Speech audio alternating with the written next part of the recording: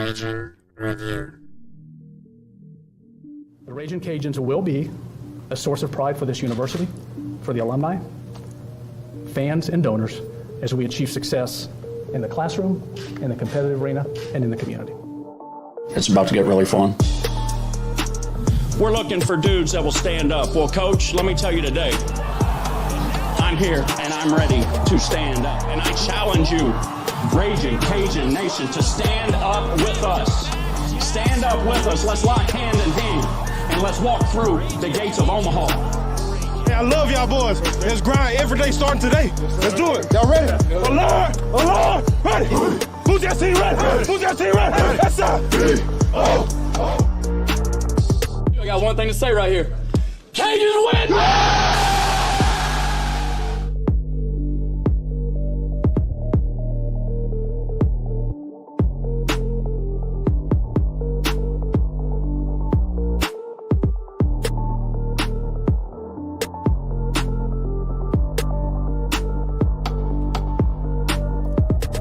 Ladies, gentlemen, children, babies, Cajun Nation, welcome to another edition of the Raging Review podcast. Once again, we're in season 6 of all the fun action covering Raging Cajun athletics from the fan's perspective, you the fan. I'm Gerry. I'm here with Nick. Nick, how you feeling tonight, buddy? Good evening, man. I'm doing okay. And I don't know if we have any gentlemen. We got some dogs. We got some men. Gentlemen, I'm not too sure about, man. That's a little questionable, but happy to have all our wonderful supporters tuning in tonight. Of course, absolutely. And, we have a lot to talk about tonight. We'll do a little bit of ODU review, just kind of get our final thoughts on that game. Cajuns dropped a close one, 38-31 on the road. But they get a chance for redemption this weekend when they travel to Birmingham to take on the UAB Blazers. Kickoff will be at 6 p.m. at Protective Stadium in Birmingham, Alabama. You can watch all the action on ESPN+. Plus, you can listen on ESPN, or not ESPN anymore, but 1420, The GOAT, 1420 AM, 103.3 The GOAT, and as well as, I believe, Hot 107.9, if I'm not mistaken. So many ways to catch the game. Acadiana's hottest music. There you go. many ways to catch the game. And just wanted to let you guys know that, again, we will be covering a lot tonight. So looking forward to it. But, Nick, let's start off. Let's do a little bit of review of Old Dominion. We vented our frustrations the other night. Like you said, it was kind of like a therapy session. You get a few days to kind of decompress and you kind of gather your thoughts on it. What were your overall impressions of that game? I know we talked about it the other night, but now that we're kind of calm and collected and focused on UAB, what did you get out of that game, and what do you think the Cajuns can learn going into Saturday against the Blazers? Yeah, our defense was DOA at ODU. That's what I learned. Disappointing showing by the defense. I thought we'd do a lot better. And look, it's an L for learning, right? So I don't know. Did I really learn a whole lot? No. I feel the same. I moved.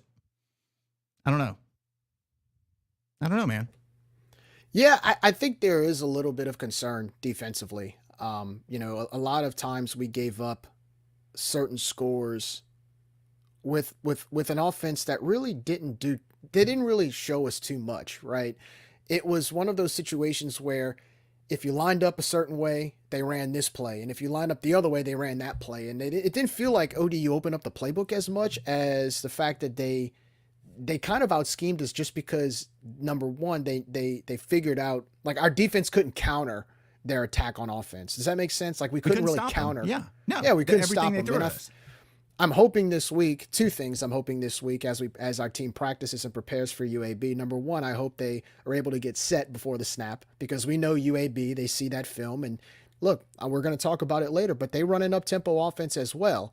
And number two, that our players don't seem that discouraged, because I know Coach Dez, if you watched the highlight video this week, majority of the video showed Coach Dez talking to the team after the game, and it just kind of told them, look, brush it off. We have a lot of football ahead of us. We have a lot of things to correct, but they're correctable. There's nothing crazy or fancy that we can't do. It's getting back to the basics. It's getting back to the fundamentals. So, yeah, I feel like this is an opportunity this weekend, to go to Birmingham, play against a UAB team that is kind of similar to ours. They're trying to find an identity. They're fairly young, playing with a new system, trying to really test the waters, on what they have. And so I think it's a pretty evenly matched game. Right now, it looks like UAB's favored by 2.5 points. But if there's anything I got out of ODU, I also got the fact that I think ODU's a lot better than we gave them credit for. Yeah, like the Rice game last year, right? Yes. We kind of saw that later in the season, so I don't doubt it. And look, it's not all on the defense, but we had blown coverage all night, and I think that hurt us more than anything. And no help in the over the top. I'm kind of curious to see if we're going to run a 3-down lineman again, because that's something that's kind of unusual for us to do. We always pride ourselves on 4-down linemen, and they gashed us. They saw something that they thought was there that wasn't. So I don't know if we're going to adjust our game plan for next week. Hopefully we do. Yeah. And I think, look, there he is. Still here in spirit. Didn't open up the playbook. These boys ran stacked 4 wide all the way out to the sidelines. Well, no. Okay. All right, Josh, hold on. Let's look at what they ran, though. A lot of their receivers ran go routes. There was nothing their receiving core did. They weren't crisscrossing. They weren't running all kind of crazy slants. They ran 3 of their touchdowns were off of strict go routes. And it was because our defenders weren't set. I mean, one of our cornerbacks on the far side was still looking at the sideline the second the ball was snapped and that receiver on the far end took off.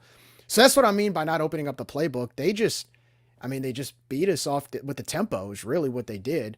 And running the ball on 3-down linemen, that's why they got 6 yards of carry. They just countered everything we threw at them. We look confused on defense. We were looking at the sidelines all night, so that's concerning, as well. And that's coaching. Yeah, this is one of those weeks where when you have an accountability period and you try to correct the mistakes, this is a good week to do that. But I think look, there's a lot of people that are discouraged right now, and I get it. I know, going into the game, the experts or so-called experts predicted us to win. They had some certain people that were saying we were going to win by 2 scores, 3 scores. I'm like you. I do think ODU could be kind of what Rice was last year. I think that they can actually, they might win a few games in the eastern part of the conference and beat some teams that people don't expect them to beat. They're not that bad, is what I'm trying to say. And I don't want to sugarcoat it, but I don't think we lost to another 3-9 team. I don't think this team is going 3-9. Now, I may come back and eat crow at the end of the year if that's what their record ends up being. I thought that looked better than a 3-9 team. I'm just going to let it play out, man. And they had a lot of transfers as well, so we didn't know how to really game plan, or we didn't game plan very well for that particular situation. So I'll give it some time. I'm not pressing the panic button, and that's why I didn't have a lot to say. I already flushed it. I don't want to think about it anymore. It is what it is, and it didn't look pretty on the defensive side. Sorry, Josh.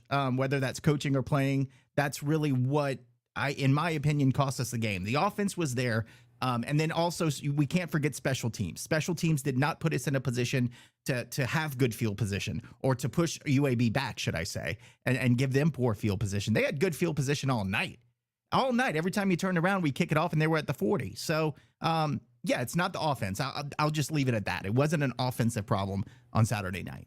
Well, Coach Dez even alluded to it on his Monday press conference. He said the kickoff team, as far as following their lanes and everything, I mean, it was just bad. I mean, he just said it. It was terrible. And so that's something. And you can see it on TV, right? Yeah. I mean, he's not saying anything we didn't know. My question is, how are we going to fix it? That's what I want to see. How are we going to fix it? We know the problem, but can we fix it? Right, and you don't want to give them good field position. I mean, this UAB offense is pretty explosive themselves. So I think that's, Coach Pascal and Coach Dez and the coaching staff, they're going to have to get back to the drawing board this week on special teams. Because, we used to pride ourselves on kickoff team. I mean, there were times when I remember a few years back, return men weren't getting to the 30. They'd be lucky to get to the 30. Last week, ODU, 3 kickoffs, close to the 50-yard line. That's not who we are. We've never been that type of of kickoff team that allowed that much yardage. So hopefully, look, it's the second game of the year. I hope that they can at least work on this now, because here's the thing. This stuff compounds, man. It accumulates. You don't want to have trouble now, and then as time goes on, it just gets worse and worse, and other teams start picking that out on film. Yeah, I think this is a great weekend. This is going to be a very telling weekend on many fronts. So, yeah, we'll see. I mean, like I said, I flushed it already, so I'm ready to move on. But the guys haven't. I'm sure they're looking ahead, but they haven't forgotten. So we'll see how they respond. We'll see how the coaches respond, and we'll see how the players respond. I think the players are going to come out fired up. I think they'll be ready to play. Well, let's talk about the positive real quick. I thought the offense moved the ball pretty well for the most part. You know, it was a pretty decent balanced attack. The run game was great. The offensive line played probably their best game in a long time. I thought Ben did a pretty good job as far as his passing game. I mean, he threw the ball well, and I know everybody wants to get on him on that last play, but I mean, it doesn't take away the rest of the game. I mean, I think what was most frustrating to me was you moved the ball 90 yards up the field in that last drive. I mean, you literally have the ball at the 3-yard line. They down it. You move it 90 yards, mixing and matching, running and passing, right? You blend it. And we don't run it one time. And you don't run it one time on the 7. Now, Coach Des said they ODU ran a defense. They looked like they stacked the box. I mean, that's kind of what they did. And they dared Ben to throw.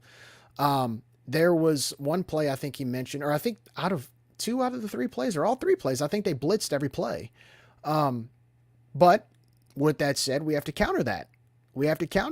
And, you know, that 3rd down play, I forgot who the receiver was, but he threw a pass right down the middle in his hands. Got to catch it. Yep. So, you know, in situations like that, it's yes, it's upsetting, but then you look back and you're like, well, if we would have converted, you know, we'd be having a different conversation right now. And man, you know? Let's talk about Harvey Broussard, right? Let's talk about Williams. Let's talk about our tight ends, you know, made some catches. Neil Johnson made some catches. So it was good to see our young wide receivers getting not only some experience, but also making some plays. That was really good to see. I want to see more of Broussard. And Dalen Cambry, I don't even know if he caught a pass last weekend. I haven't heard a whole lot from him, but in watching the UAB game, and we'll talk about that in a little bit, all of their success was on the outside hashes. All of their success passing from Georgia Southern was on the outside hashes against UAB last weekend. And they targeted the sidelines a lot. I'd like to see Cambry in the middle of the field running crossing routes, because that's about, I call him a poor man's Danny Amendola, but maybe he's a rich man's Danny Amendola. That's what I want to see Dalen do is run those crossing routes and have some success in the middle of the field to open it up for us. So we'll talk about UAB in a little bit, but I just wanted to throw it out there. I'd like to see a little more of Dalen in the coming weeks. And look, I don't want to play armchair quarterback here, but I just ask of one thing. Can we not run these gimmicky reverse plays? We lost like 15. Happened. Yeah, we lost like 15 yards. It was like 2nd and 5 or 2nd and 6. And we didn't need to do it. We didn't need to do it. That's the problem. We run a reverse, and then we fumble, and then it's 3rd and 26. Now you have to punt, and I think they scored on the following drive.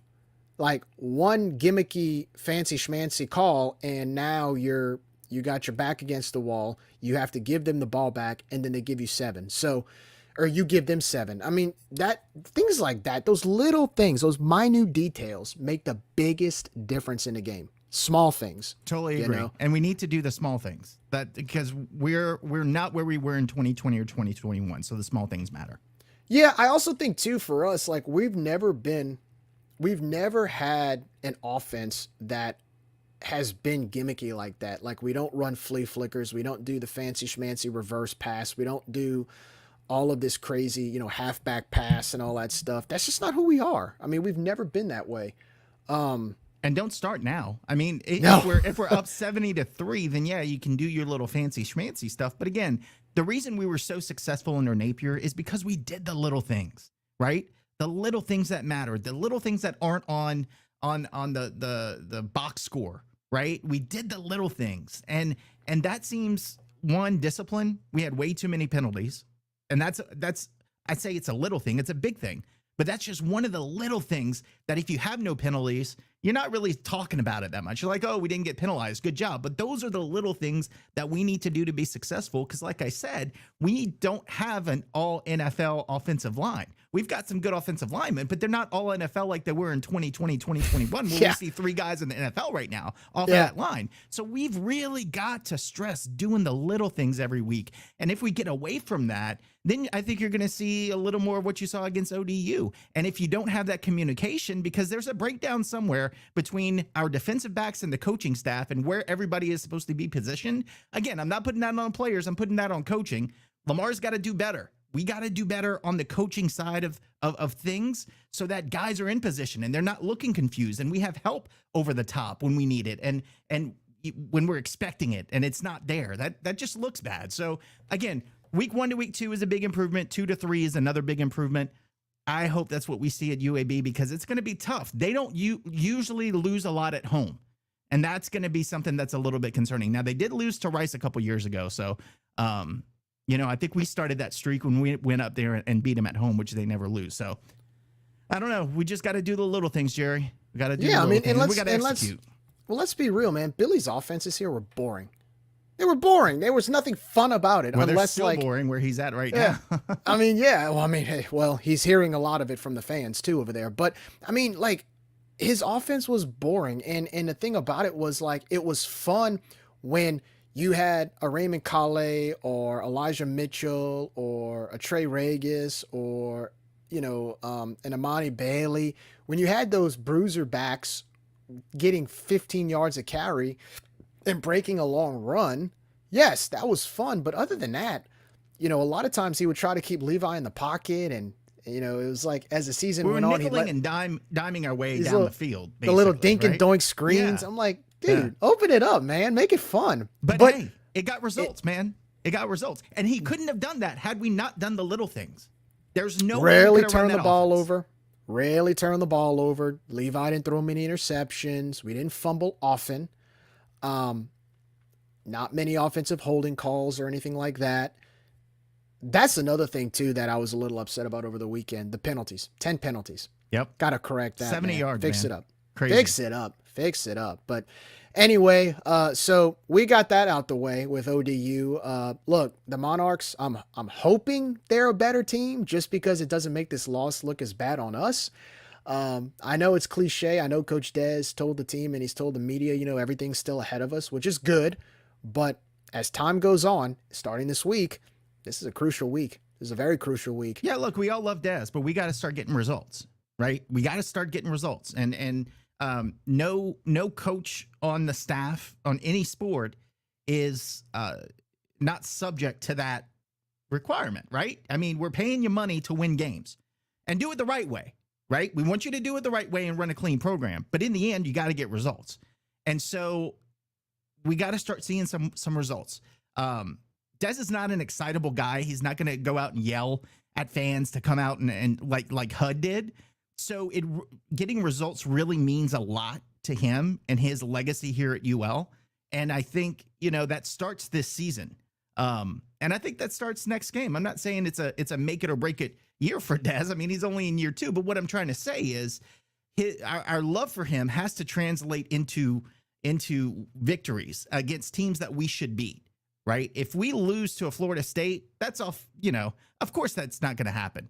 But when we're playing ODU and now UAB and Buffalo and Sun Belt Conference teams that we should beat, we got to start winning those games. So yes, ODU could be better than we thought, but our expectation was raised during Napier. I get it. We don't have those recruits. I get it. That was NFL talent, but let's not slip back into just accepting mediocrity.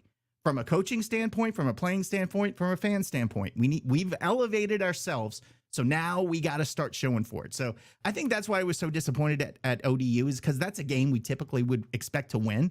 And I still expect to win those types of games, and we didn't. But we got to start. Otherwise, you're going to start hearing some racket. And I don't want to go down that path. I'm tired of hearing racket. We just want some wins. Well, just let it be a lesson. Like you've always said, like Robe always said, L is for learn. Let's learn from this, take this into UAB and turn it into a positive and come out with a W. Because here's the thing. Here's the good news about this. And I don't want to look too far ahead. But if you go to Birmingham and you get this win, okay, against a UAB team that they're pretty hungry too, right? Coming off a disappointing loss against Georgia Southern last week. You go in there, you win, you're 2-1. You come home against Buffalo. You know, you get to come back. Now Buffalo has to come down to play in the humidity of South Louisiana. And they lost to Fordham last week. You beat them. You're 3-1 going into Minnesota. So everything is still in front of us. We just have to take care of business. Don't want to look too far ahead starting this week. So Yeah, that's going when Buffalo comes down, we'll feed him some of those swamp things. You remember those old po' boys that had everything on it, including like some I think they had crawfish etouffee on top of fried shrimp, on top of fried catfish. We'll feed that to them pregame and then see how well they do in that humidity in the swamp. Agreed. Well, anyway, so with that said, that's the ODU review. Before we talk a little bit about UAB, let's thank our sponsors real quick. And we'll start off with Gordon McKern Injury Attorneys. Office locations in Lafayette, Alexandria, Lake Charles, Monroe, Shreveport, Zachary, Denham Springs, Gonzales, Hammond, and the home office in Baton Rouge. Go by and see the Chief Happiness Officer, Penny. You'll be glad you did. Get the G guarantee. Gordon will win your case, or you don't owe a dime. No costs, no expenses, no fees, nothing. They do thousands in NIL deals. They assist athletes with everything from promoting their personal brands to networking within the business world. And you can call them toll free at 888-532-1573. GetGordon.com. Get Gordon and get it done. Lafayette Roofing and General Contractors, licensed and insured, locally owned and family operated. Talk to Darren Domang, fan of the pod, and also a proud UL alum and RCAF supporter. Lafayette Roofing is certified with the Better Business Bureau, where Mr. Domang serves as a board director. Fancy schmancy, Darren. There you go. Reminder, if you haven't inspected your roof for damage with the wild weather we've had the last couple of years, make sure to check for sagging, signs of water damage, dark spots, holes, cracked or torn shingles, large amounts of shingle granules in gutters, presence of rot, mold, or moisture. You have 3 different options for financing available. Also, they offer exceptional interior and exterior painting and sheetrock services. They have over 10,000 satisfied customers. I mean, that means they can't be wrong, right? Give Darren and the crew a call today, 337-237-ROOF. That's 337-237-7663, or visit Lafayette-roofing.com.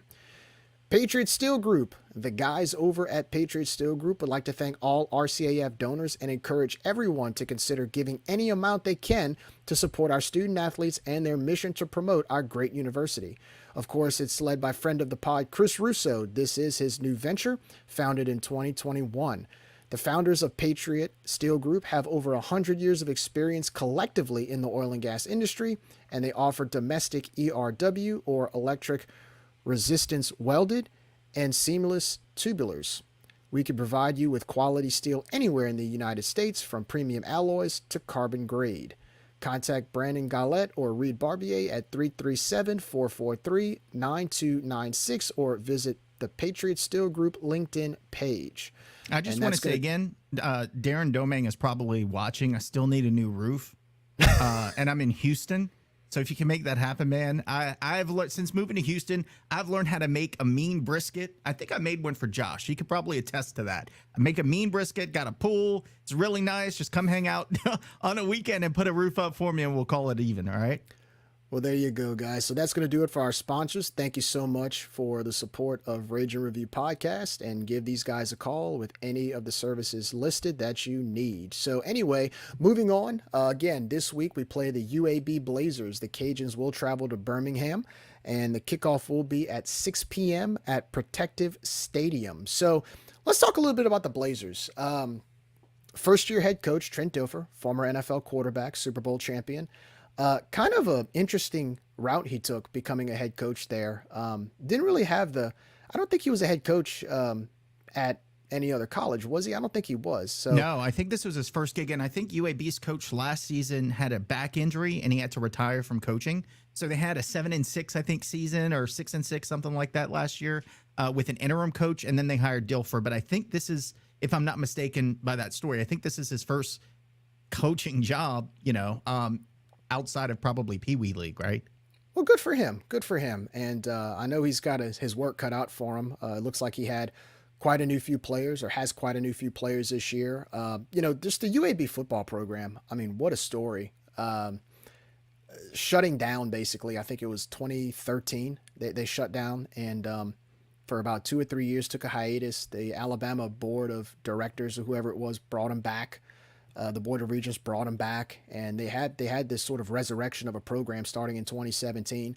Won a few Conference USA championships. Really made a name for themselves in the G5, especially the G5 level. Of course, the Cajuns went down there in 2020 during the COVID season, ended their 21-game home win streak with a huge win at Legion Field, 24-20.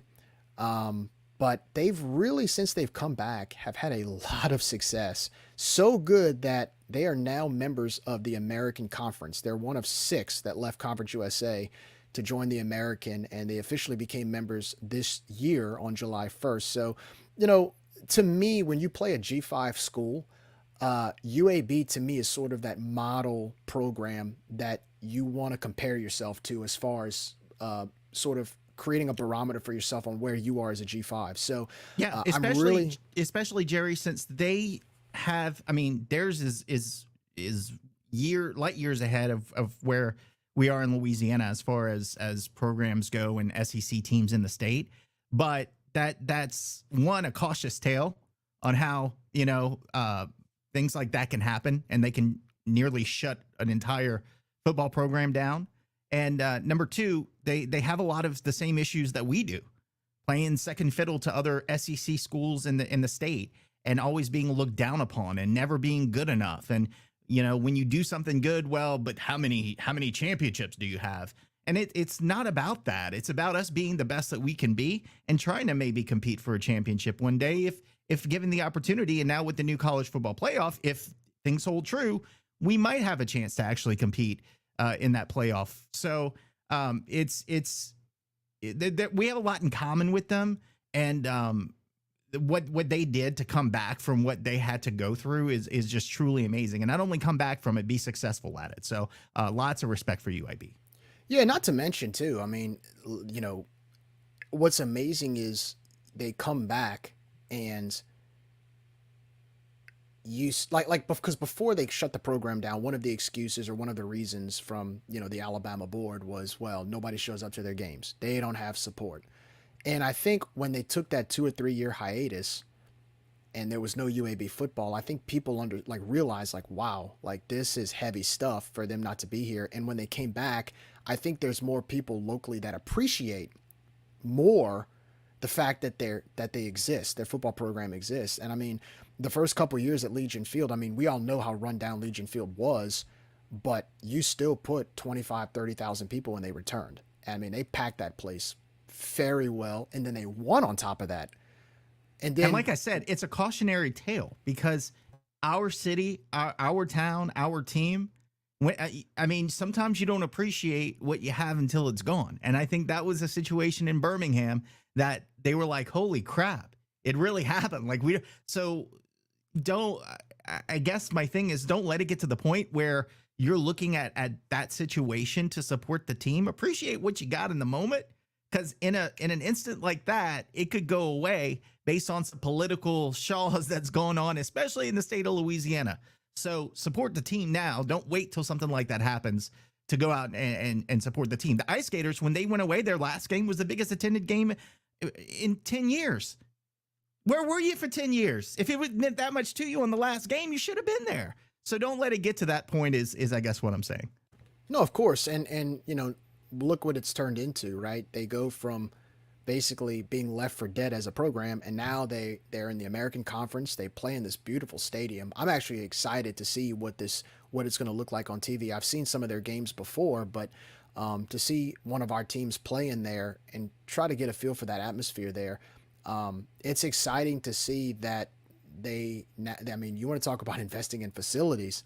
They've invested in that football stadium in downtown Birmingham. And, on top of that, to UAB's credit, I mean, look at they have a med school that's really, really good. It's one of the best in the country. They've done a great job, and they've done a great job pushing their brand and intertwining academics and athletics. And I think we're kind of trying to follow that same model. I mean, their basketball team, I think they won the NIT recently, or they've been to the final a few times. I mean, they've got some pretty respectable programs down there. By the way, I have to athletically. correct myself. I started thinking about it after I made the comment of Dilfer not coaching anywhere. He did coach at Lipscomb for a couple of years before heading over to UAB. So he does have some head coaching experience prior to coming to the Blazers. Fair enough. Fair enough. So anyway, now that we've kind of talked a little bit about UAB, let's talk about UAB football. Again, they have a 1-1 record. They opened up the season against North Carolina A&T. They won 35-6. Really didn't. I mean, a game like that is kind of like our game against Northwestern State. You know, you play an FCS team. You're better than them. You pretty much dominate for the most part. You get the W. Looks good on the record column. The big test was last week. They went to Statesboro, take on Sun Belt Conference member Georgia Southern. And the Eagles, they took care of business. I think they beat them. I think the final score, I don't have it in front of me, but it was 49-35, if I'm not mistaken. Georgia Southern pretty much offensively had their way. I actually have some stats from that game, and it kind of blends into the conversation we're about to have about our game coming up. I'm looking at the stats. UAB had 478 total yards of offense to Georgia Southern's 462. UAB threw the ball 385 yards. Their quarterback, Jacob Zeno, redshirt junior, transfer out of Baylor. He went 33 for 43, 385 yards, 2 touchdowns, 1 interception. But they ran the ball for 92 yards. 92 yards total. They had 29 rushes, averaging 3.2 yards a carry. So that kind of stuck out to me when I saw that. And then Georgia Southern had 118 yards rushing on the ground. So UAB actually had more yards of offense than Georgia Southern. Georgia Southern, where they got them, I actually looked at the highlights. Where Georgia Southern got them was actually over the top. Their second, they actually schooled UAB's secondary, which is very similar to what happened to us against ODU. So they have 2 running backs, Isaiah Jacobs and Jermaine Brown. Both of which Isaiah Jacobs, a transfer from Maryland. He actually went to Independence College, which is the school on what was the Netflix? I was gonna say Hard Knocks, but it's not Hard Knocks. It's not Hard Knocks. I'm drawing a blank, but yeah, I just Last remember Chance that U. coach. It was Last Chance U with that Coach Jason. Oh man, he's still around. I mean, he's not coaching, but he's still loud. Sitting in his hot tub smoking his cigar. Yeah. And then of course Jermaine Brown, senior running back from UAB. So they got a pretty decent run game. That's why I was surprised to see they only had 92 yards on the ground. Each had a touchdown, and I had the chance. So before we talked earlier, Nick, I had the chance to listen to our friends at the UAB Blazer Victory podcast. I wanted to hear what their thoughts were on the game, wanted to kind of hear what they thought about our game. And it was interesting because, first of all, they gave us a shout out. So thank you guys to our friends at the UAB, at the Blazer Victory podcast. They said they listened to our post game and they're like, man, we need to do something like that. So Nick and I, to our friends at Blazer Victory, if y'all need any advice or anything, just shoot us a DM. We'll give you all the rundown on how to do it, so your fans can vent as well, just like ours do. So, like I said, it's good therapy, great therapy. But anyway, so I listened to their episode, and a few things they brought out or mentioned was very similar to us. Like, this Saturday is a must-win for the Blazers, because guess who they play after us? They go to Georgia. So this is a very, very tough stretch they have after they play the Cajuns on Saturday, to where if they lose to us, there's a chance they can go somewhere, I think like 1-4 before conference play. And so, you know, their defense, very similar to ours. Their defense is a work in progress. They have some new guys and newcomers that start for them, kind of like us. Their keys to victory, they said that the defensive line has to get off of blocks, and the secondary has to watch out for the play action pass. Like I said, I looked at some of the highlights against Georgia Southern, and Georgia Southern beat them on the pass. I mean, they had some decent play action fakes. I think they had a halfback pass in the game, wide open touchdowns against their secondary, which means our young passing game has a chance to create some opportunities there. Maybe that's some opportunities for Williams and Broussard and Pete and those guys. So, you know, if I'm Ben, I'm keeping an eye on that pass scale this week at practice and trying to emphasize, hey guys, look, there's a vulnerable secondary that maybe we can, build some confidence with. But they listening to them, they also said we have a young receiving core. So it's almost like a game of chess. They're confident that their defense and secondary can counter our young receivers, and I'm looking at it like our young receivers can counter their inexperienced secondary or inconsistent secondary. So that matchup is going to be exciting to see. Yeah, and I just want to mention on their secondary, they've got some guys who are juniors, sophomores, and juniors in their secondary. But I think, if I'm not mistaken, they only have like 7 returning starters from last year.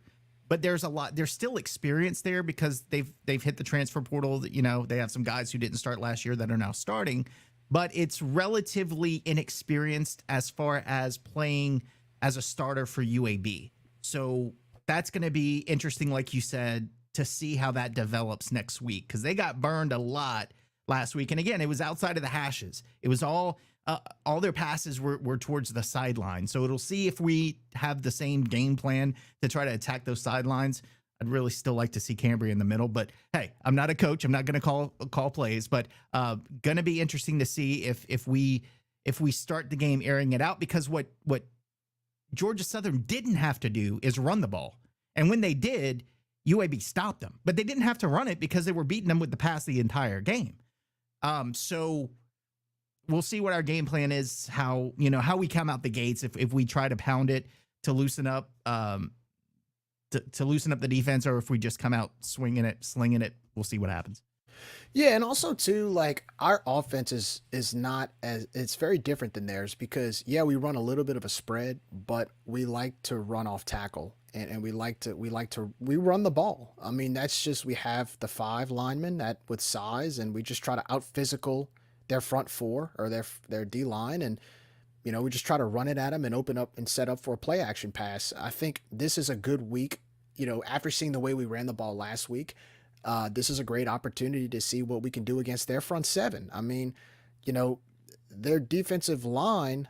If we can just kind of if we can be consistent against the run game like we were last week, I think there's a lot of opportunity for us to move the football, and I think it can set up for the pass. I hope that we can do that. I think we can run a similar scheme as last week, except, again, north to south. No fancy reverses, no gimmicky stuff. Move the ball with a little bit of fluidity and try to get our younger receivers just more experience. I noticed last week Harvey Broussard, he dominated those first few drives, but I didn't hear from him the rest of the game. And I'm guessing that's because they keyed in on him. But, there's opportunities this week against UAB secondary. So I'm looking forward. I really am looking forward to that matchup between our receiving core and their secondary. I want to see who's going to outdo the other, because both are young. Both sides are young. Who's going to have that extra step? And, look, moving to their offense, they're an up-tempo offense. They run a pistol. They spread it out a little bit. They have a mobile quarterback in Jacob Zeno. He can throw and run. He can do both. So this is a good week for our secondary to kind of like them, step up, see what we can do. Look, they had some big plays last week. I'll give you an example. Jacob Zeno, a long pass of 67 yards. Their running backs, long of 25, long of 19. Jacob Zeno had a run for 19. Passing game, like I said, one of the receivers had a 67-yard reception. Palmer, 29-yard long reception, 20 yards for hooks. So even TJ Jones had 2 catches. One of them was for 23 yards. So they can expose you and expose your secondary if you allow them to. And we've got to look. We didn't get any pressure on the quarterback last week, and it didn't look like we were trying to get any pressure. We were rushing 3, so it didn't look like we were trying to get pressure. And when we brought pressure, we got to him, or at least rattled him a little bit. So if you see that the kid is slinging it all over the field, take some well-timed chances. And it's always 50-50, right? Whether or not bringing pressure is going to work, but you got to, in that situation, at least try to bring or at least show pressure so that you got that quarterback thinking and doubting himself. But if we go the whole night and just, not bring any and sit with three, rush three the whole game when the guy is flinging it up and down the field, it's going to be a long night for us defensively. Because, again, we looked lost last week. And when I say lost, we were looking for coverage over the top that wasn't there. We were looking to the sideline to figure out which play. There were a couple times that ODU was lined up ready to snap the ball, and we're still looking on the sideline trying to figure out what the play call is. We've got to clean that up against UAB, because I just have a feeling it's going to be a game like we had last week, because our teams right now, based on the performance last week, are so similar. It's kind of scary. I mean, they're having special teams issues. I think their place kicker also. Now, thankfully, Kenny's been pretty consistent, knock on wood, but their place kicker has missed kicks between 25 and 35 yards the last 2 weeks. So there's so many similarities between the two teams. Interesting to see how this is going to play out and develop next week. But I do think it's going to be a fun game to watch. I think because of the fact that we both have big playability, and Ben showed who Ben was last week, like who we expected him to be. I think it's going to be a fun game regardless. Well, I think both teams can score points. They both can put up points. They both can put up yardage. I think the big key for our defense is keeping them off the field, because our offense, we move a little bit slower. Not to say we're a slow offense, but we're not up tempo. We don't try to run to the line after every play.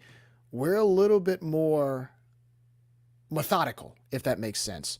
So I think offensively, if we could just keep drives going, extend drives, and then on top of that, keep them off the field. Well, we got to play the field position game. I'm going to say it again, and I'm going to say it every single week. They've got to play the field position game, and we've got to win that field position game, because we lost it last week. You cannot give these guys a starting field position at the 35-yard line on a kickoff because you kicked it out of bounds. You can't let a guy break tackles and get up to the 50 on a punt return or a kickoff. You got to clean that up. That is so important when you're trying to figure out what your defensive identity is, because we talked about that on Saturday night. We are not quite sure what our defensive identity is. So if that's the case, our special teams has to help us out there. They've got to put our defense in a position to be able to be successful. When you're setting the other team up at midfield, 1st and 10 at midfield to kick it off, that's not great. That's not getting off to a good start. So our special teams, I will say it again, has got to be better against UAB if we want to have a chance to win. Now, again, UAB's having their old struggles, so we've got to take advantage of that. If they fumble a ball, if they give us great field position, make something of it. But again, I'll say it, special teams got to get better. We got to improve on that facet quicker than probably any other unit on the team right now. No, I agree with that. I mean, we've always won games based off of good field position and that field position battle. When it becomes a field position battle, we've always been more aggressive with that, I guess, because of the way we run our offense. Again, we're not the up tempo. We can burn clock. We can run the football. We get those tough yardage. I mean, that's just who we are. That's how we're built. So if we could do that and keep their offense off the field and keep their tempo off, that's our advantage. So that's what I'm hoping for, is just, get a few 3 and outs. Don't let their offense extend drives, because they're not getting into a rhythm when they do that. And then just ground and pound, open up for the play action. Don't try to get too gimmicky and just move the ball on them. Really, if you look at the Marshall game last year, that was a perfect model, right? You played an offense that they like to run. They're a little bit up tempo, and then you pick off a pass, and then you get the ball, and then you methodically move the ball down the field, and you open up a play action and score, and you do it again, and you just beat them on field position. That, to me, is the key to a game like this. It's very similar to what we dealt with at Marshall last year. If we could do that, I feel really good. I mean, look, they are playing with their backs against the wall as well.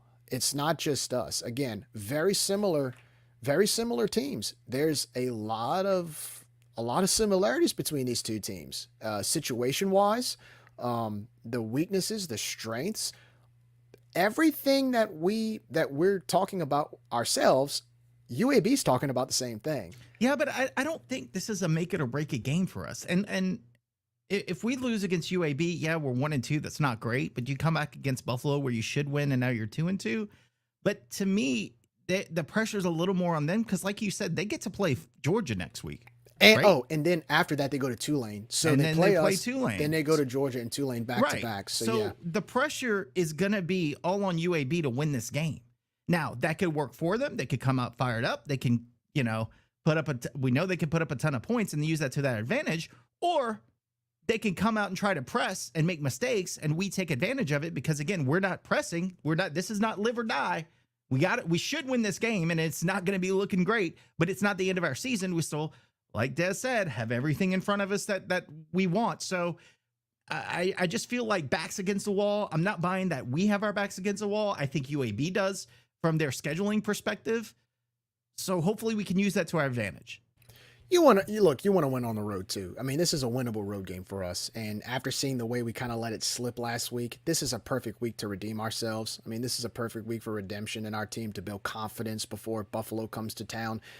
And on top of that, just as a fan, we're playing a school from the AAC, man. I want some trash talk. I want some bragging rights, man. So the AAC is great because we've been yip yapping all summer. Because CUSA moved into it, and now they think they're in a P5 conference, and it's the best conference there, and they're better. UAB's better because now they're in the AAC. Is that how it works? That's how I'm getting it. Yeah. Because apparently, if you join that conference, then you're automatically better. Well, according to some USF fans, we need to know our place. Oh, the 1-11 Bulls from last year? Yeah. Yeah, the team that had trouble beating Florida A&M last week. We have to know our place because and lost to Western Kentucky 2 weeks ago. We got to know our place, Nick, okay? Because we can't handle. What? I think look, I can't those are some couillons, but look, if we were in the same situation where we sat in a conference that we thought was the Big East, and everybody that's good leaves you, and you're stuck with no offense, not stuck with, but North Texas, then you got Rice, then you get UAB, UTSA. You're kind of feeling a little left behind, and you gotta somehow make yourself feel better about the situation. So I get it. I'd be pissed off too and telling everybody how great we are. When my 1-11 team can't even barely get past an FCS team I don't think I've ever heard of. So God bless those guys. But the thing is, back it up. Like if you want to talk about going to another conference, telling me to know my place, like back it up. I mean, we've had more social media, success. Gerry. You take that so seriously. You need to turn that off sometimes. Even if it's social media, like there's a level of just rationality that you have to take. Like if you go 1-11, you don't tell anybody to know their place.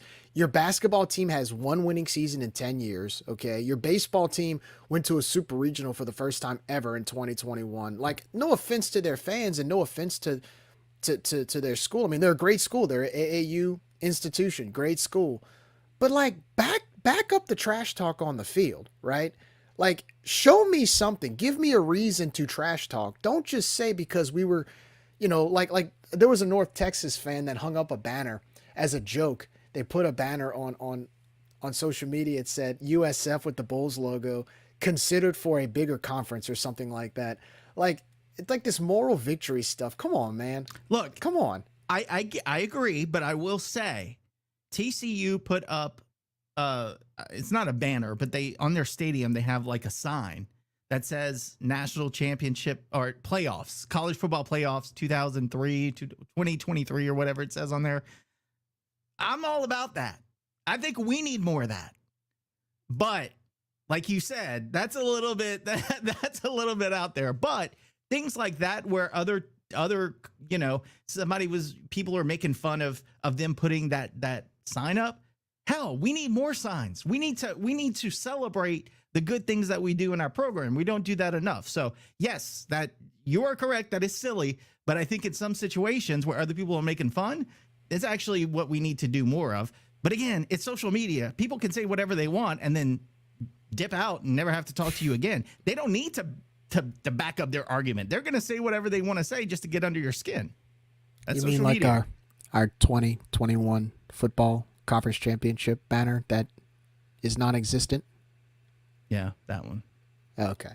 Well, we have a new stadium in a couple years, so hopefully I expect it on there. I would expect a banner for the new stadium. So anyway, okay, Nick, give me 3 keys to victory against the Blazers. What you got?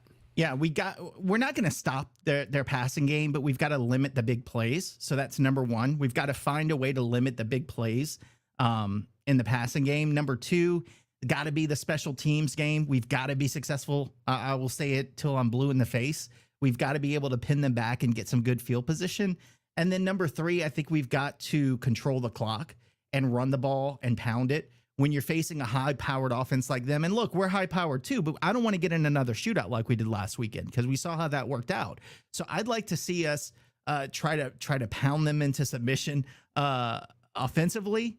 And then if you open up the pass after that, that's fine. But again, I think we've got to get out of trying to get out of the habit of having a shootout game when our defense is struggling a little bit in the passing game. Let's give them some help. Let's pound the ball. Let's run it. Draylon, I saw the depth chart. Draylon's not on the depth chart this week. I know, man. Yeah. So that sucks, but I'm feeling good about the guys we have behind him, right? Because Absolutely. they can still run the ball and they can do it with success. So I think we've got to slow the game down. We've got to control the time of possession. We've got to be good on special teams, and we've got to limit the big plays in the passing game. I think if we do those 3 things, then it'll go our way. I don't know that if you don't do all 3 of those things that you can win. I think they've got to do all 3 of those things and be dominant on those 3 phases of the game for us to have a chance. If we fail at one of those, it could be another sad ending for us on Saturday night. So those are my 3 keys to the game. No, I think, look, mine are very similar to yours. No, those are good ones because you're right. All 3 of those keys to the game, I mean, you have to do it to have a chance against this particular team. To your point, my 3, just like you said, extend drives. But while we extend those drives, utilize the wide receiver. I'll do this for Josh. Throw the tight end, run the football, be very wise on the play calling. I do think that this is an opportunity for our young receivers to get the ball more, get some experience. I like the fact that they got some experience last week. They played well. And Ben just needs to stay calm and collected in the pocket. If he needs to take off, take off. 3rd and 4, 3rd and 5, you got some open space. You know, big man lowers his shoulder, gets that first down, extends drives, keeps UAB off the field, or their offense off the field. And by the way, UAB did not get a whole lot of pressure on that Georgia Southern quarterback last week. So that's something to watch as well.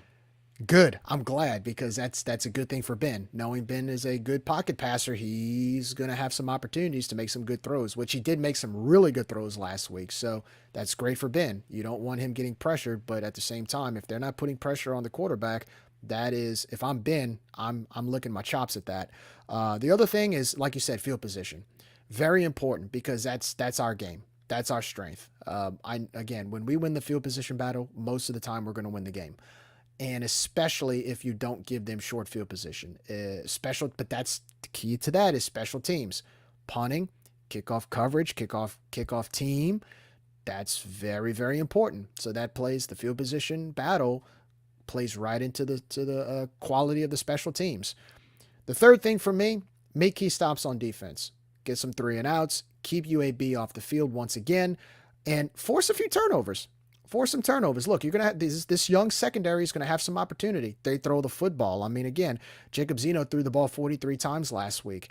Secondary has a chance to make some plays. They have a chance to redeem themselves from some of the mishaps last week. This is a golden opportunity to maybe pick one off. Pick 1 or 2 off. I mean, Zeno had an interception last week. Golden opportunity to make some, maybe get a pick 6, a little pick 6 in there. You know, that'd be nice. But I think this is this is another week where the secondary is definitely going to get tested. I would hope that they're not going to run the same gimmicky go route while our guys are looking at the sideline. Let's make sure that we get set on time before UAB snaps it. I'm sure they're going to try to be a little up-tempo and take advantage of that based off of what they probably saw in the film. But I don't expect them to run the same offense that ODU ran. They don't run that type of offense. It's kind of similar, but it's not. So I think that this is a great moment for this defense, especially the secondary, to get some opportunities and maybe pick it off or at least make some big stops. Just keep UAB's offense off the field. And I know is you said so important. I know you said 3, but I'm going to say 3A. That was 3A, and now 3B is limit the penalties. We got to do better. We got to be more disciplined, because again, when you're playing like you did last week, and you're going into a game where you have a very similar team that you're playing against, just you can't give them anything. You know, you can't give anything away to them. You can't give them extra yards. You can't back yourself up. You can't turn over the ball. You got to do the little things. It's like we said at the beginning. Extend their drives. Matter. You can't with a extend their stupid drives. penalty. Yeah. I mean, there were, I think it was once or twice last week, we got some goofy penalty on third down that extended their drive. You know, just little things like that. I mean, be disciplined. Play disciplined. And that's a trend that I don't like, because that started last year. We saw that happen last year. A lot of undisciplined penalties, and that's carrying over. I know it cost you games. I mean, that's how you get lost. That's how you lose some games. It did. You know, it did. So again, we're going back to the basics. The little things. Do the little things, you win. That's right. Stick with the basics, like Bud Kilmer would say on Varsity Blues. Okay, so that's gonna do it for. I mean, you know, again, we've got UAB coming up. That's gonna do it that's gonna do it for our analysis for the UAB game. Let's talk a little bit about what's going on around the belt. We like to call this segment Around the Belt. Sun Belt last week had a pretty decent week. For review, we'll kind of go over it again. We went over it the other night, but we'll go over it again. JMU got a big win at Virginia, 36-35. Kansas State pretty much took care of Troy. That was kind of a disappointing game. I thought Troy would actually give K-State a decent run for their money. Not really what I expected. 42-13 is a little more lopsided than I think we wanted. But then after that, UTSA and Texas State, I mean, that was a battle, man. That was a war. Texas State unfortunately came up short to UTSA, but it was a good game. Final score 20-13 to the Roadrunners. And of course, Marshall, nice, another Sun Belt win over the AAC, baby. 31-13. At ECU. That was a very convincing win for the Thundering Herd. Congrats to the Herd. Way to represent the belt. South Alabama took care of business against Southeastern Louisiana by the score of 35-17. Heartbreaking loss for the Mountaineers of App State. 40-34 to arch rival North Carolina. That game could have gone either way. That was one of those games that it was just tug of war all game long. One or two plays probably made the difference there. Great effort by the Mountaineers. I know they were definitely heartbroken, but it was a great battle. Great battle. Georgia Southern, of course, defeats UAB 49-35. We talked about that. Old Dominion, well, we already know we lost to ODU 38-31. Coastal Carolina victorious over Jacksonville State 30-16. New CUSA without the hyphen member. Jacksonville State Gamecocks get their first loss. Memphis over Arkansas State. Arkansas State continues. I mean, the struggle's real in Jonesboro right now, man. 37-3 in their home opener. They've been outscored, I think, 100-3 so and the far. sad part is, in all the power ratings I've seen in the Sun Belt, one team is below us in those power ratings, and that's Arkansas State. It's Arkansas State. Yes. Georgia State victorious over UConn. Nice win for the Panthers by the final score of 35-14. How about the Warhawks of ULM, man? Coach Terry Bowden, 2-0 with the victory over the Lamar Cardinals by the score of 24-14. Southern Miss, oof. Didn't see that one coming. Man, that was surprising. I had a feeling, Florida State would win that game, but I didn't expect it to be like that. Florida State, I don't think it's as much Southern Miss as much as it is the fact that Florida State is just that good. They're so good, man. We said that last season. Ridiculously good. They're really good. Florida State takes care of the Golden Eagles in Tallahassee by the score of 66-13. So that was your Week 2 review around the belt. But Week 3, we got some pretty decent matchups coming up. Georgia Southern tries to carry that win streak into Wisconsin. They face the Badgers. It'll be on the Big Ten Network up in Madison. ODU tries to keep their winning ways going. They host the Wake Forest Demon Deacons. So they've gone from the Cajuns to an ACC team coming to Norfolk, Virginia.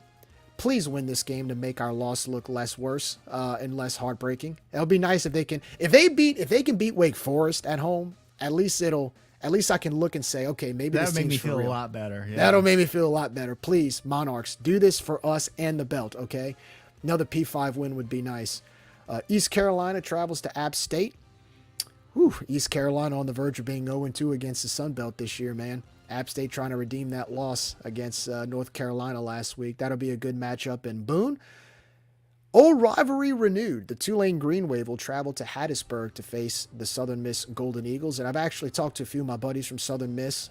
This is a huge game for them. Great opportunity. A lot of alumni going to that game. This is a game they've circled on their calendar for a while. It's probably the marquee home game this year for the Golden Eagles. So that'll be a big one. Tulane lost a pretty hard-fought match against Ole Miss last week, but Ole Miss was just too much for them. And, of course, Michael Pratt was injured that game. So it'll be interesting to see what the Golden Eagles, how they respond after that tough loss at Florida State.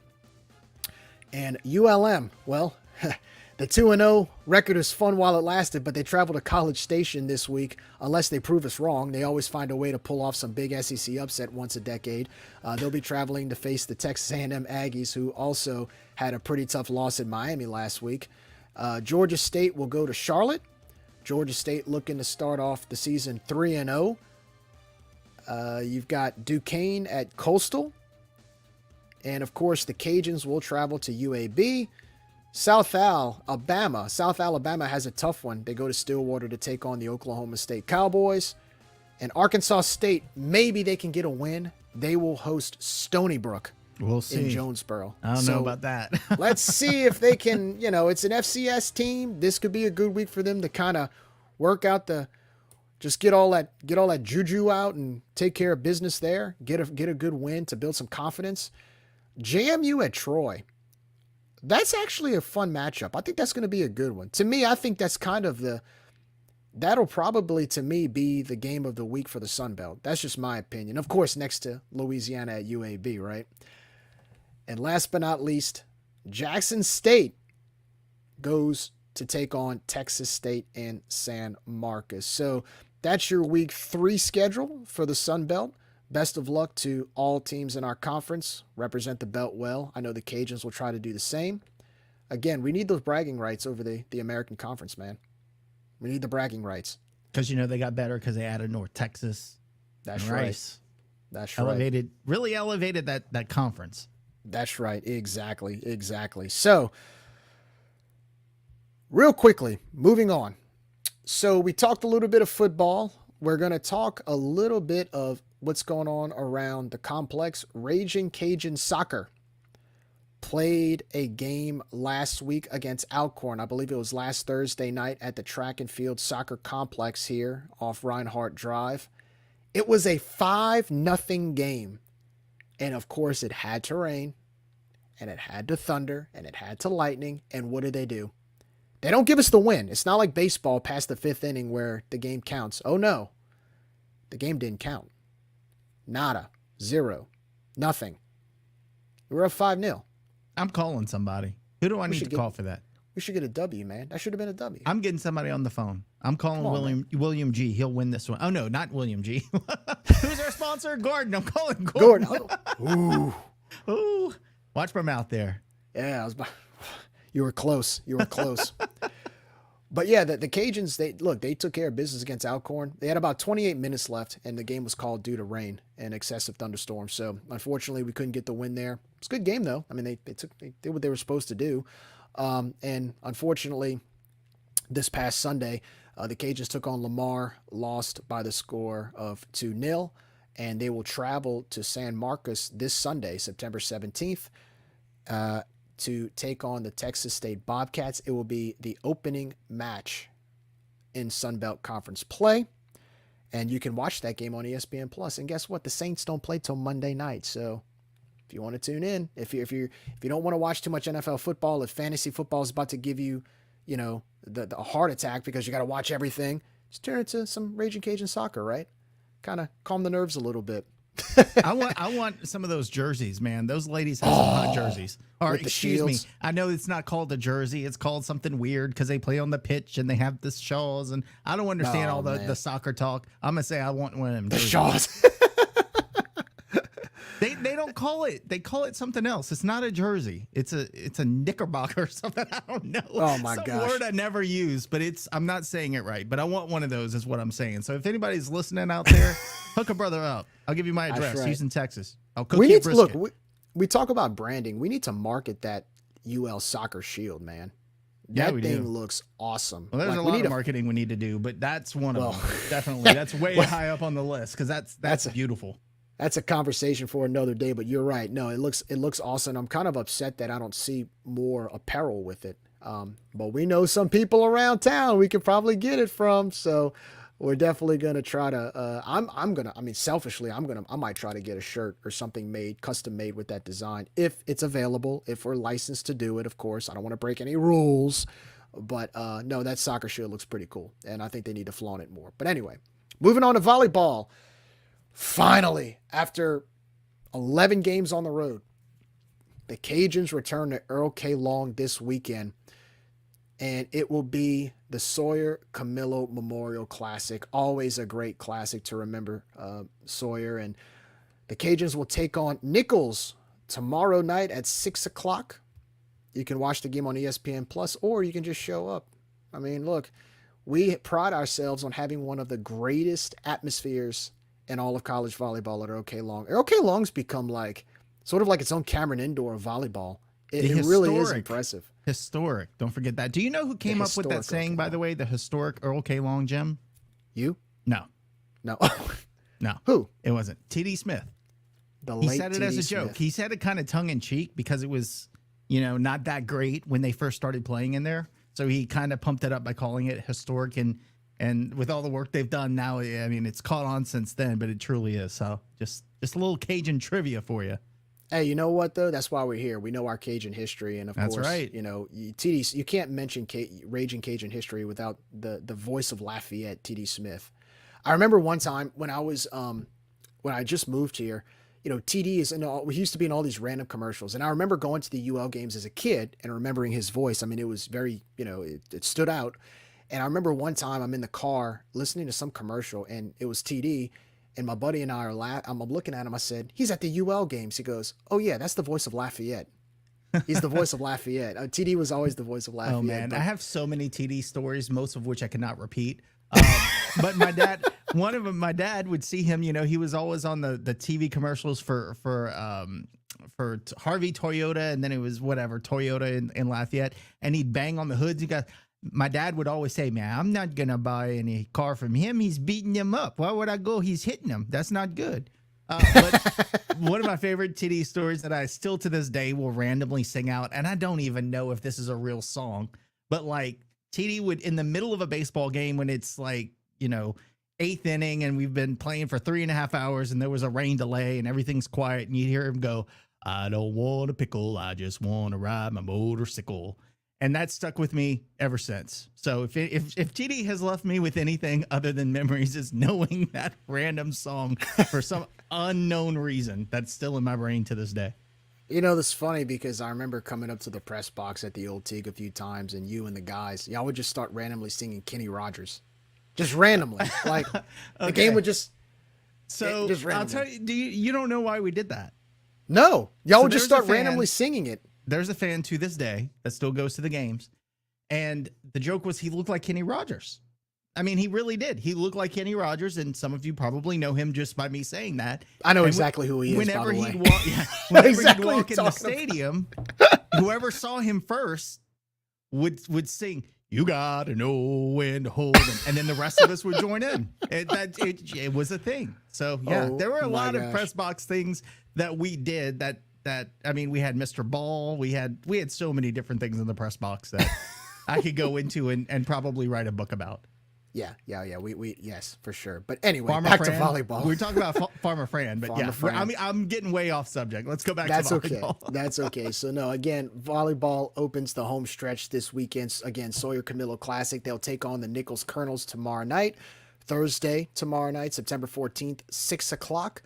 You can watch it on ESPN Plus or head over to the historic Earl K. Long. I believe it's I think it's still free, isn't it? Yeah. I think it's still free. So And if it's not, give money. And if it is free, give money anyway because they need it.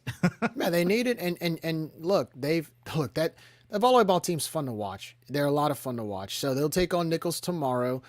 Friday, September 15th at 6, they'll take on the UNO Privateers.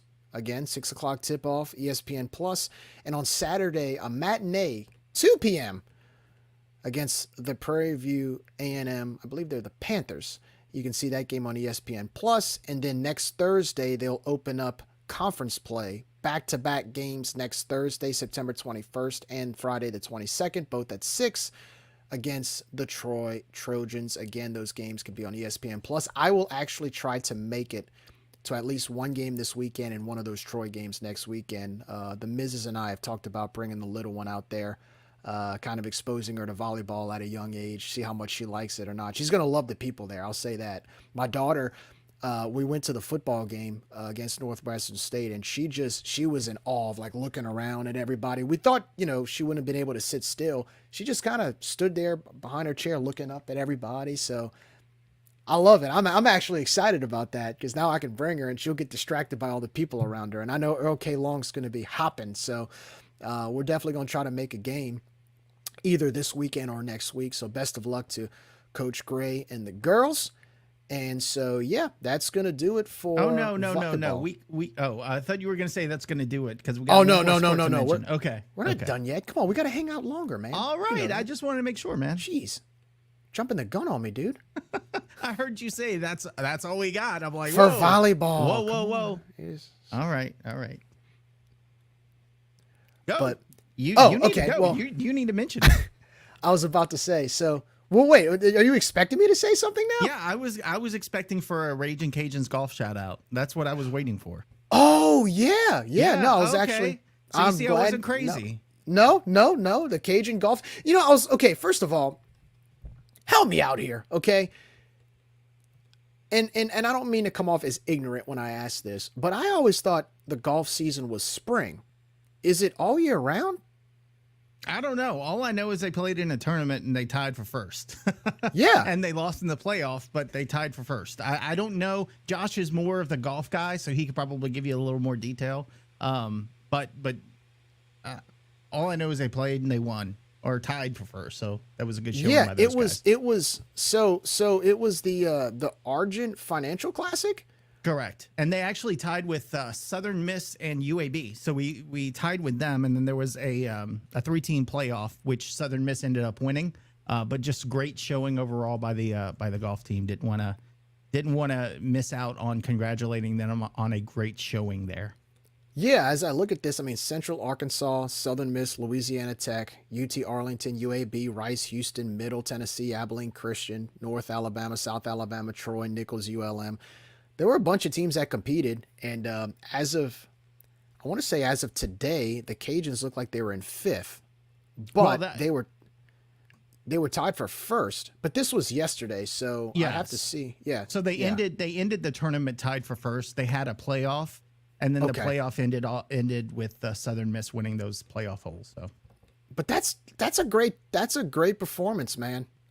That's a great performance when you really think about it. I mean, coming off of a regional tournament bid, right? So it's correct. I mean, when you come off winning conference and you play in the national tournament, the expectation of maintaining that success is never easy, especially for a sport like golf, right? I mean, you lose 1 or 2 golfers, that can make a huge difference. And for them to come in and play that well in this tournament, kind of as if they're picking up from where they left off. I wonder if Coach Theo and the guys can be looking at a repeat this year, man. Hey, and I'm it all wouldn't be a about surprise. I mean, last year was kind of like an eye-opening, like, okay, they did pretty good. But, I think now that, again, like football, that level has been set, like baseball, that getting into a regional every year, that bar has been set. Now we need to not only continue that, but we need to build upon that. And I think that's what Theo's is going to do for that golf team. It's been a while since they've had some success, and it looks like he's putting it together. So excited to see what they do on the course this year. So this was right outside of Ruston, basically. Like, this was a tournament that Louisiana Tech hosted, and we finished ahead of them. So we went into their house and finished ahead of them. Whatever. No, come on, man. We always got to celebrate that. I don't think about Tech. They're irrelevant because they're in Conference USA. Or they've become, you know, they're actually, so speaking of which, their president is retiring, believe it or not. Yeah, So- I saw that. I saw that. The one that's retiring, he's been there a while, hadn't he? Yeah, he has. Probably, I think, over 10 years. Yeah. Over 10 years. He's been there a good bit. I've had the chance to meet him. Nice guy. But they, it was amazing. 10 years ago, they were talking about kind of where USF is. They were going to be a P5. Now they're playing Sam Houston and Jacksonville State for conference games. Anyway, that's beside the point. So the golf team will travel. So they're going to follow the football team this weekend. Starting on Sunday, they will be traveling to the GMAC Invitational right outside of Mobile, or not outside of Mobile, but right outside of Birmingham. It will be hosted by UAB. And then on October, they'll be going to the USF Invitational in South Florida. So they've got a bunch of tournaments coming up in the next few weeks. And they're actually going to be going to Hawaii at the end of October, as well as outside of Las Vegas. So they've got a bunch of pretty cool tournaments they have coming up. And we want to wish Coach Theo and his golf team the best of luck. And let's pick up from where we left off last year. I want to be holding up another trophy. That's a tough job where you got to be a golf coach and go to Hawaii. Oh, no, man. I don't know how he does The it. scenery must be terrible. Plays golf all he wants, you know, coaches kids how to play golf and then gets to do it in Hawaii. Well, think of it like this. Look at what he has to recruit to now Yeah, at Oakbourne. I mean, not that bad. makes a world of difference. So that's going to do it for golf, Nick, for golf. We got one more thing. Before we go, UAB this weekend, Birmingham. Nick, give me your prediction. Man, I don't know. I think it's going to be something like a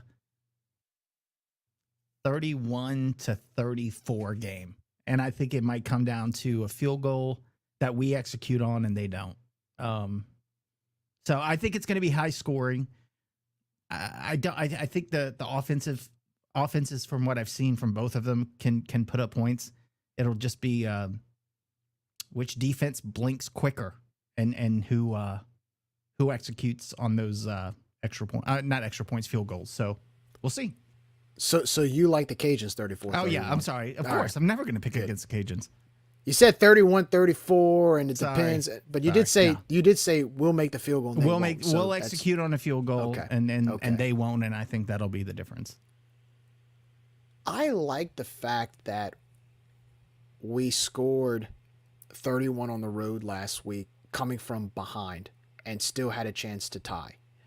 It's something minuscule, but with all the mistakes and penalties and 3 and outs that we had early on, the fact that we still came back down 31-17 and still had a chance to tie it at the end, I feel like if we correct those mistakes this week and don't try to play behind the 8 ball, we should win. We can win this game. I feel like this could be an opportunity for us if we keep this game neck and neck until the fourth quarter. That's our advantage. I will probably say, yeah, actually, I think it'll come down to something like a field goal. And I think we'll have the upper hand on that.